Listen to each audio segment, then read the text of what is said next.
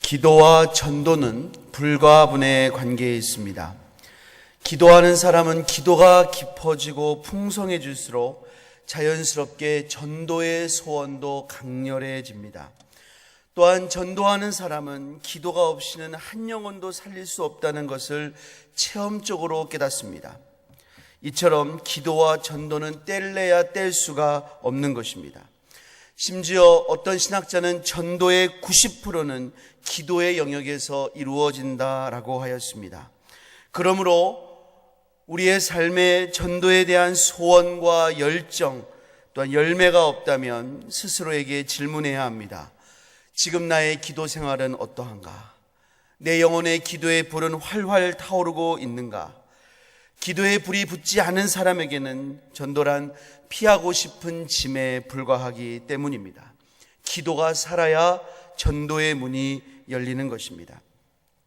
지난 주간에 어느 성도님들과 함께 식사를 하면서 대화를 나눌 기회가 있었습니다. 그 중에 한 권사님께서 말씀하시기를 요즘 집에서 철야 기도를 시작했다고 합니다. 그렇게 밤마다 기도하는 이유는 4.24 새생명 축제가 다가오는데 주님께 드릴 영혼이 없어서 너무나 다급하다는 것입니다. 태신자의 마음이 올 듯 말 듯하지만 열리지가 않습니다. 더 많은 사람을 주님께 데려와야 되는데 너무나 다급해서 그분 표현으로는 하루에 3시간 혹은 4시간 자면서 기도하신다고 하셨습니다. 저는 이렇게 귀한 권사님이 우리 교회에 계시다는 것이 감사하기도 하고 도전도 되고 하나님께서 이 권사님을 얼마나 기뻐하실까 하는 마음도 들었습니다. 이처럼 기도하면 전도의 소원이 생기고 전도할 영혼을 품으면 또 기도하게 되고 하나님께서는 그 기도를 받으사 전도의 문을 여시고 그 영혼을 주님께로 인도하시고 그렇게 영혼이 주님께 나오면 그 영혼을 인도한 자나 주님 앞에 나온 자나 모두 다 주님께 영광의 찬양을 올리게 되는 것입니다. 오늘 본문의 말씀도 이와 같은 맥락에서 이해할 수가 있습니다. 이 비유에서 한밤중에 찾아온 친구, 이 친구의 굶주린 배를 채우고 그 생명을 보존할 수 있는 방법이 무엇이었습니까? 떡이 있는 이에게 가서 간청함으로 매달리는 것밖에 없었습니다. 여러분, 이것을 우리 상황에 적용하자면 어떻게 되겠습니까? 영혼의 굶주림을 가지고 고통받고 사망의 길로 행하는 자를 어떻게 살립니까? 여러분, 어떻게 살릴 수 있어요? 바로 그 영혼을 구원하시는 하나님께 매달려 기도하라는 것입니다. 이것 외에는 다른 길이 없습니다. 사랑하는 여러분, 영혼을 살리기 위해서는 기도해야 합니다. 할렐루야. 기도할 때 구원하시는 복음의 능력이 나타납니다. 저는 우리 교회 모든 성도들이 이와 같은 기도의 사람, 전도의 사람이 되시기를 주님의 이름으로 축복합니다. 그런데 이처럼 영혼을 살리는 기도를 하기 위해서는 우리에게 꼭 필요한 것이 있습니다. 크게 3가지로 말씀드릴 텐데요. 첫 번째는 영혼의 배고픔을 알아야 합니다. 우리 한번 5절과 6절 말씀을 함께 읽겠습니다. 5절과 6절 시작.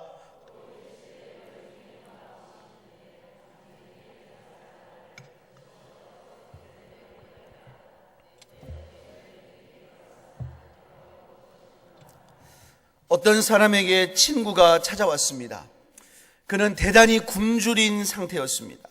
얼마나 굶주렸던지 한밤중에라도 떡을 빌리러 갈 수밖에 없었습니다. 만약 어느 정도의 허기였다면 그렇게 신뢰되는 일은 하지 않았을 것입니다. 그러나 그를 찾아온 친구는 여행 중에 몹시 굶주렸고 이 굶주림 때문에 고통스러웠고 어쩌면 충분한 음식을 공급받지 않으면 몸이 위태로울 수도 있었던 것 같습니다. 그래서 이 모든 것을 무릅쓰고 양식을 구하러 갔던 것입니다. 만약에 이 사람이 그 친구의 위급한 상태를 제대로 인식하지 못했다면 이런 모든 일들은 하나도 일어나지 않았을 것이 분명합니다. 우리도 마찬가지입니다. 누가 전도합니까? 누가 그 영혼을 하나님께 구원해 달라고 간절히 기도할 수가 있습니까? 예수님이 없는 영혼의 배고픔과 위급함을 제대로 볼 수 있는 사람입니다. 이것을 봐야 전도의 중요성, 전도의 시급성을 깨닫게 되는 것입니다. 그러므로 우리는 무엇보다 먼저 하나님을 떠나 있는 인생이 얼마나 공허하고 얼마나 두렵고 얼마나 무의미한지를 분명히 알아야 됩니다. 여러분, 저기 밖에 걸어가는 사람들이 그냥 아무 일 없이 걸어가는 것 같지만 하나님이 없는 사람들의 마음이 얼마나 비어있는지를 우리가 알아야 된다, 그 말입니다. 하나님이 없는 사람의 마음이 얼마나 두려운지를 알아야 됩니다. 이번 주간에 한 할머니를 만났는데 이 할머니는 자녀들을 잘 키웠습니다. 우리나라 대기업의 부사장 정도 된다니까요. 잘 키웠죠. 그래서 이분도 자기 쓸 것은 부족함이 없다고 합니다. 네, 쓸 것도 부족한 것이 없고 자식들도 공부시켜서 잘 키웠는데 죽을 날이 얼마 안 남은 것 같아서 두렵다는 거예요. 그러면서 눈물이 쏟아지려고 그래요. 하나님 없는 사람들의 마음속에는 이런 두려움이 있습니다. 로마서 2장 9절에 보니까 악을 행하는 각 사람의 영혼에는 환난과 곤고가 있으리니 먼저는 유대인에게요 그리고 헬라인에게며 라고 하셨습니다. 예레미야 2장 19절에서는 그런즉 내 하나님 여호와를 버림과 내 속에 나를 경외함이 없는 것이 악이요 고통인 줄 알라 주 만군의 여호와의 말씀이라고 했습니다. 하나님이 없는 사람들이 세상 쾌락을 쫓고 이리저리 방황하는 그 마음속에 얼마나 큰 두려움과 고통이 있는 줄을 몰라요. 그래서 리차드 마우 같은 신학자는 창녀촌을 헤매고 있는 사람은 사실 하나님을 찾고 있는 것과 같다 그랬습니다. 그 마음속에 있는 깊은 고통과 허물을 해결받을 수가 없는 것입니다. 이것을 바라보는 영적인 안목이 우리에게 있어야 됩니다. 예수 믿는 사람이 예수님 없어도 돈만 많으면 좋겠다, 예수님 없어도 집만 크면 좋겠다, 이런 식의 눈을 가지고 있으면 주님의 관점을 보지 못합니다. 하나님이 없는 자 속에 얼마나 깊은 고뇌가 있는지를 보는 영안이 트여야 됩니다. 이거를 트이면 어떤 대단한 사람 만나도 한 영혼으로 볼 수 있습니다. 당신 예수님 믿어야 된다고 말할 수 있습니다. 왜요? 그 속에가 보이기 때문에 그렇습니다. 하나님이 없는 영혼의 배고픔과 가련함을 가장 잘 알게 되는 방법이 있습니다. 그것은 우리가 예수님 안에서 누리는 풍성함과 만족함을 만끽하는 것입니다. 예수님이 우리에게 베푸신 그 풍성한 은혜를 바라보세요. 예수님을 통해 주신 하나님의 사랑, 용서의 은혜, 하나님과의 친밀함을 생각해 보세요. 얼마나 놀라운 은혜입니까? 하나님과 내 안에 샬롬이 이루어졌습니다. 이 샬롬은 평화입니다. 하나님이 주시는 평화가 하나님과 내 안에 하나님이 주신 샬롬이 이루어지고, 그 샬롬이 하나님으로 부어지는 그 은혜 때문에 내 주변이 샬롬이 이루어지고, 여러분, 이렇게 하나님과 막 이 은혜, 이거 없이 사는 사람이 여러분 인간답게 사는 삶입니까? 여러분, 사람이 알파고가 아니잖아요. 먹을 거 준다고, 돈이 있다고 그걸로 만족하는 게 사람이 아니잖아요. 하나님을 도우는 평강이 있어야 되고, 그 평강이 내 안에 퍼져나가는 그 하나님의 역사가 있어야 되잖아요. 우리는 그게 있지 않습니까? 할렐루야.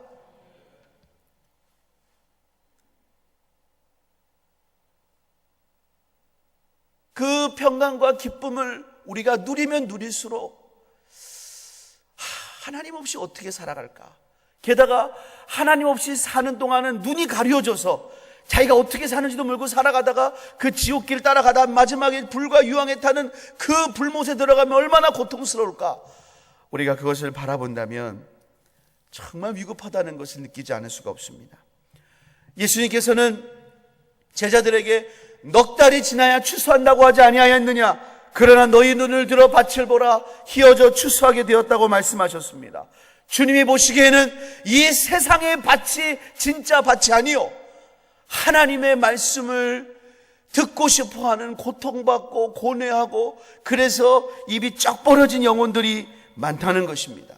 그런 시선이 우리의 시선 되시기를 예수님의 이름으로 축복합니다. 두 번째로, 우리가 영혼을 살리는 기도를 하기 위해서는 나에게는 떡이 없다는 것을 또한 분명히 알아야 됩니다. 본문 6절을 한번 읽어보겠습니다. 본문 6절 시작.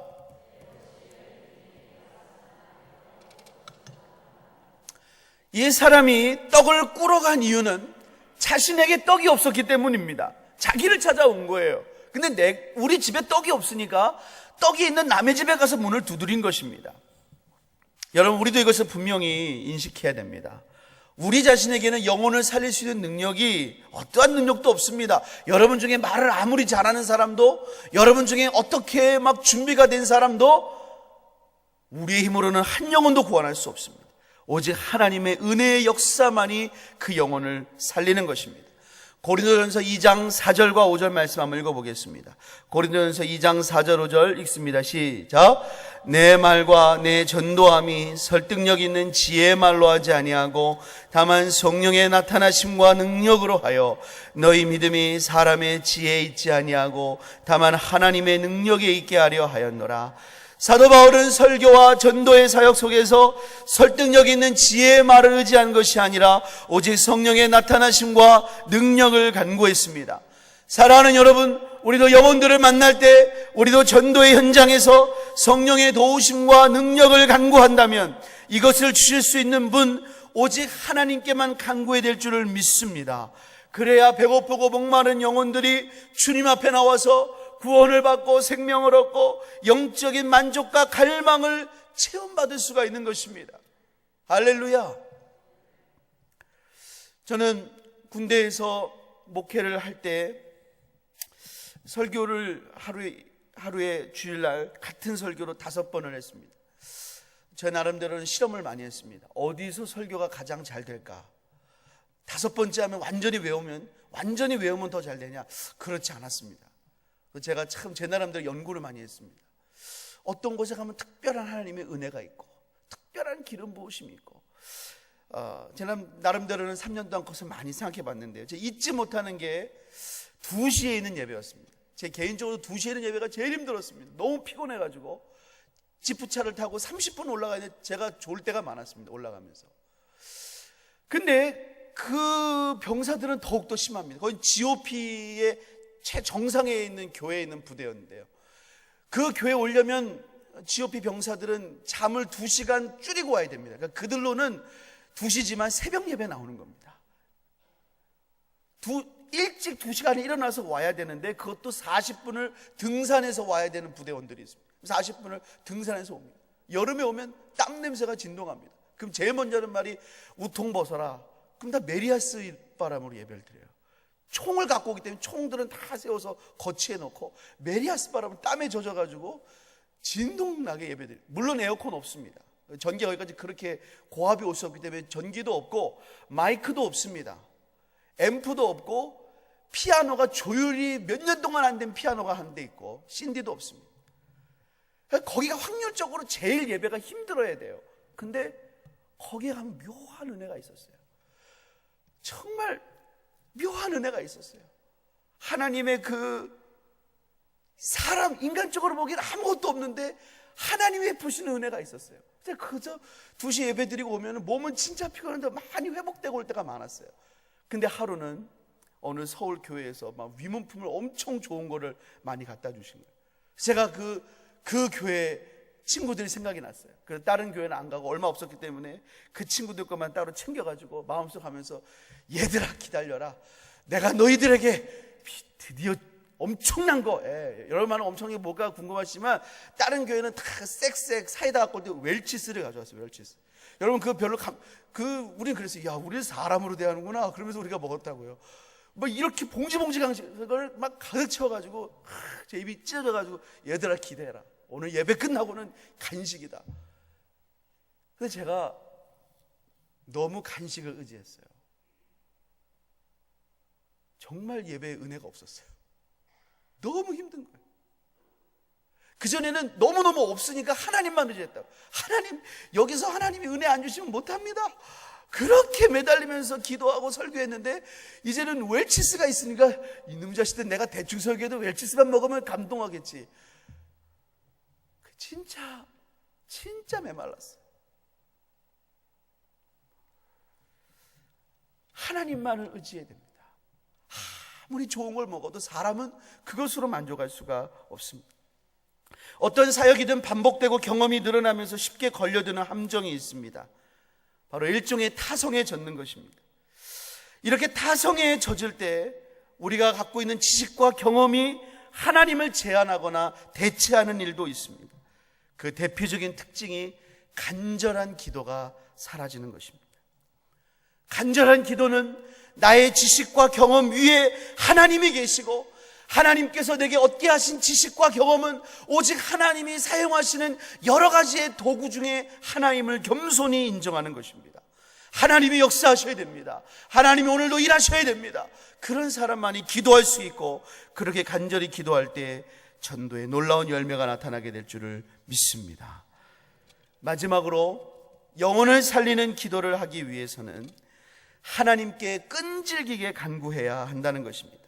우리 본문 7절과 8절을 한번 읽어보겠습니다. 본문 7절 8절 시작.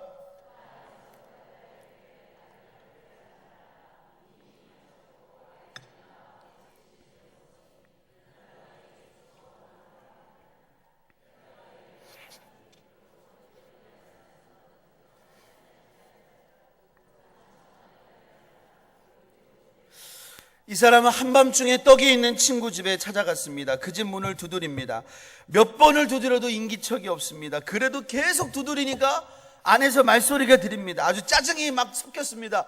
야, 나를 괴롭게 하지 마라. 문이 이미 닫혔고 아이들도 나와 함께 침실에 누웠는데 내가 일어나 줄 수 없어. 내가 지금 나가서 막 북닥북닥 대면 애들 다 깰 것이고, 이 한밤중에 뭔 난리냐. 야, 내일 와, 내일 와. 이런 짜증스러운 목소리가 들렸습니다. 대개 이 정도면 포기할 것입니다. 그런데 이 사람은 그럴 수가 없었습니다. 자기 지은 친구의 허기를 채우지 않고는 안 된다는 뭔가 다급한 마음이 들었습니다. 그래서 계속 문을 두드립니다.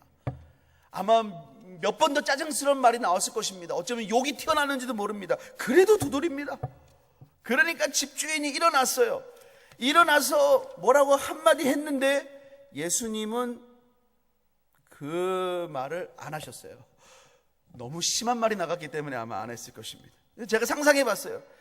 야, 너는 정신이 있어 없어? 그러면서 막 떡을 그냥 집어 던지면서, 내가 친구라서 주는 거 아니야, 지겨워서 주는 거야, 먹고 떨어져, 이렇게 했을 것 같습니다. 더 심했겠죠. 예수님은 그가 일어나 떡을 준 것은 친구여서가 아니라 그 간청함을 인하여 요구대로 주었다고 하였습니다. 그런데 하나님께 기도하는 사람도 이와 같이 간청 기도를 해야 한다는 것입니다. 간청한다는 것은 아나이데이아란 말인데, 부끄러움이 없다, 뻔뻔하다. 여러분, 부끄러움이 없는 사람 보세요. 어떻게 합니까? 뭘 막 그냥 막 살 때 막 부끄러운 사람 막 염치 불구하고 막 그냥 외치고 소리치지 않습니까? 부끄러움 모르는 사람처럼 적당히 하고 마는 기도가 아니라 온 힘을 다해서 매달리고 끈질기게 붙드는 믿음의 기도를 말합니다. 예수님께서는 한 영혼을 살리고 먹이고 세우기 위해서는 누군가 이처럼 하나님 앞에 끈질기게 간구해야 한다는 것입니다. 많은 분들이 기도에 대해서 오해하는 것이 있습니다. 예를 들면 이런 것입니다. 하나님은 전지전능하신데 우리가 꼭 기도를 해야지만 응답하시냐, 이런 오해가 있고, 또 보면 한 번, 두 번 내가 기도했는데 그러면 되는 게 아니냐, 뭐 어떤 사람들처럼 맨날 간절하게 막 그렇게 기도해야 되느냐, 하나님 다 아시지 않느냐, 이렇게 생각합니다. 여러분 어떻게 생각하십니까? 하나님이 전지전능하신데 우리가 꼭 기도해야지만 하나님 응답하실까요? 여러분, 성경은 하나님은 우리가 기도하지 않아도 우리의 필요를 아시기 때문에 우리를 세밀하게 보호하시고 돌보신다고 말씀합니다. 여러분 생각해 보세요. 우리가 기도하지 않은 것도 하나님께서 우리에게 얼마나 많이 응답하셨습니까? 얼마나 많이 역사하셨습니까? 그러니까 전지전능한 하나님은 우리가 기도하지 않은 것도 지금까지 너무나 많이 돌보아 주셨습니다. 이것도 맞습니다. 하지만 성경은 또한 분명히 말씀합니다. 야고보서 4장 2절에 따르면 너희가 얻지 못함은 구하지 아니하기 때문이요라고 했습니다. 어떤 것은 구하지 않기 때문에 얻지 못하는 게 분명히 있어요. 어떤 것은 구해야지만 받는 은혜가 있다는 거예요. 하나님 앞에 간절히 매달려야지만 얻는 은혜가 있어요. 성경이 분명히 그걸 말씀하고 있어요. 또한 그렇게 하나님께 구하는 기도는 한 번, 두 번 하고 끝나서는 안 된다는 것을 오늘 본문이 말해주고 있습니다. 여러분, 오늘 본문은 누가복음 11장 1절의 그 이하의 맥락에서 비롯된 것입니다. 우리 한번 누가복음 11장 1절 한번 읽어보겠습니다. 누가복음 11장 1절 시작. 예수께서 한 곳에서 기도하시고 마치심에 제자 중 요한이 자기의 제자들에게 기도를 가르친 것 같이 우리에게도 가르쳐 주옵소서.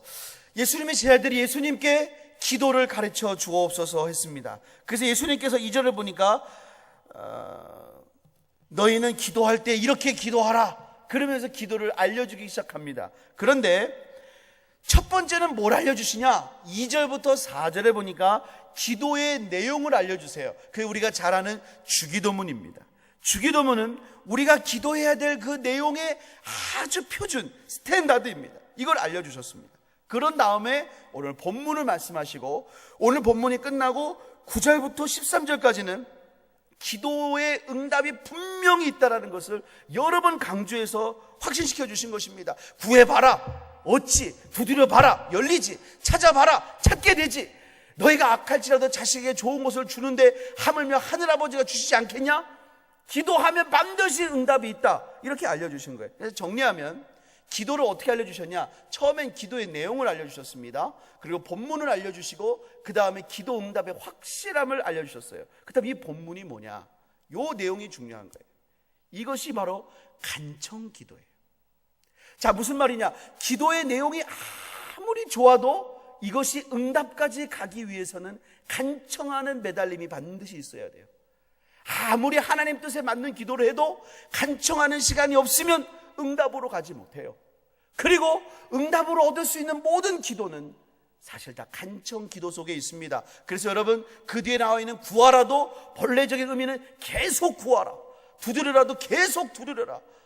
그렇게 간청하는 기도를 할 때 하나님이 알려주신 기도의 내용이 우리의 삶 가운데 열매로 온다는 것이에요. 이게 이렇게 구조적으로 있는 것입니다. 그래서 주님께서는 우리 교회가 간구하는 기도 제목이 얼마나 옳습니까? 얼마나 하나님 뜻입니까? 우리가 424 생명주의를 놓고 기도하는 것이 얼마나 하나님 보시기에 옳은 일입니까? 그러나 더욱더 간청 기도하기를 원하시는 줄을 믿습니다. 그렇게 기도할 때 주님께서는 응답을 약속하셨습니다. 우리 마지막으로 오늘 본문 누가복음 11장의 13절 말씀 한번 읽어보겠습니다. 13절 시작. 너희가 악할지라도 좋은 것을 자식에게 줄 줄 알거든 하물며 너희 하늘아버지께서 구하는 자에게 성령을 주시지 않겠느냐 하시니라.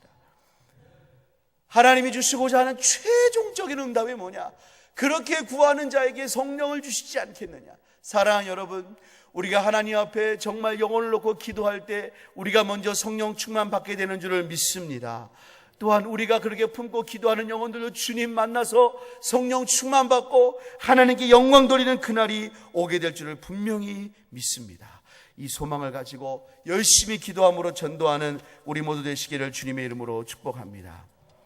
기도하겠습니다. 우리 시간에 말씀 붙잡고 한번 기도하겠습니다. 하나님, 우리에게 영혼을 살리는 기도를 주시기를 소원합니다. 하나님, 이제 424 생명 축제가 정말 얼마 남지 않았습니다.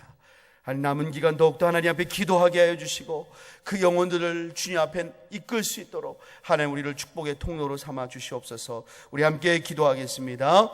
하나님 아버지, 하나님 감사합니다. 오늘도 우리에게 주의 말씀 허락해 주시고 하나님 말씀 붙잡고 기도하게 하시니 감사합니다. 아버지 하나님, 아버지 하나님, 우리에게 영혼을 살리는 기도를 주옵소서. 하나님 아버지, 그 영혼의 가련함을 보게 하여 주시고 하나님, 나에게는 아무 능력이 없다는 것을 다시 한번 자각하게 하여 주시고 오직 성령님을 의지하여 기도할 때에 하나님 간청함으로 기도할 때에 하나님 놀라운 구원의 역사, 생명의 역사가 나타나도록 하나님 역사하시고 은혜 허락하여 주옵소서. 하나님의 은혜와 긍휼을 간구합니다. 우리로 하여금 그런 기도자가 되게 하시고 하나님 그런 전도자가 되게 하여 주셔서 우리 여러 가지 비전 만천백이 속히 이루어짐을 보게 되도록 하나님 역사하여 주시옵소서. 우리 계속해서 기도할 때 나라와 민족을 위해 기도하실 때 특별히 다음 주에 있을 총선을 위해 기도해 주시고 정말 하나님 원하시는 지도자들이 곳곳에서 뽑힐 수 있도록 은혜 달라고 기도해 주시기 바라고, 저 북녘 땅 어서기 평화통일 선교왕국 복음으로 변화되는 땅이 될 수 있도록 기도해 주시고, 또한 이 땅에 있는 모든 교회들, 특별히 우리에게 허락하신 천안한상과 우리 교회 비전 만천백을 속히 이루어주시고 세우신 담임 목사님 더욱더 갑절의 영감으로 함께해 주시도록 기도해 주시고 오늘 주간으로 예배드리는 태국 지역을 위해서 같이 우리 합심으로 기도하겠습니다. 하나님 아버지 감사합니다. 아버지 하나님, 우리로 하여금 이렇게 3일 밤 다시 불러주시니 감사합니다. 이 나라 민족을 위해 기도합니다. 하나님, 다음 주 수요일은 하나님 우리 각 지역의 지도자를 뽑는 날입니다. 정말로 하나님을 두려워하고 하나님 마음에 합한 직업을 빌 수 있도록 하나님 역사하시고 주님 은혜 허락하여 주시옵소서. 저 북한의 악한 정권이 무너지게 하여 주시고 하나님의 나라가 되게 하시고 하나님 선교한 곳 하나님 복음로 통일될 수 있도록 아버지 하나님 역사하여 주옵소서. 특별히 우리에게 허락하신 천하아산 지역에 복음 알아주시고 이 땅이 거룩한 하나님의 땅이 될 수 있도록 주님 은혜 허락하여 주시며 이를 위해 우리 교회에 세워주시니 감사합니다. 하나님 허락하신 비전 만천백이 속히 이루어지게 도와주시고 이를 위해 우리 담임 목사님 세워주셨는데 더욱더 갑절의 영감을 함께해 주사 하나님 뜻이 온전히 이루어진 데 부족함이 없도록 우리 주님 역사하여 주시옵소서. 오늘 또한 태국 지역 하나님에 나와서 주간으로 예배드리며 주님께 영광 돌립니다. 이들 더욱더 기도하는 종들 되게 하여 주시고 아버지 그 지역을 변화시켜서 주님께로 영혼들을 인도하는 하나님의 귀한 통로 될 수 있도록 우리 주님 역사하여 주시옵소서. 주님께 모든 것을 맡겨드리오며 예수님의 이름으로 기도드립니다.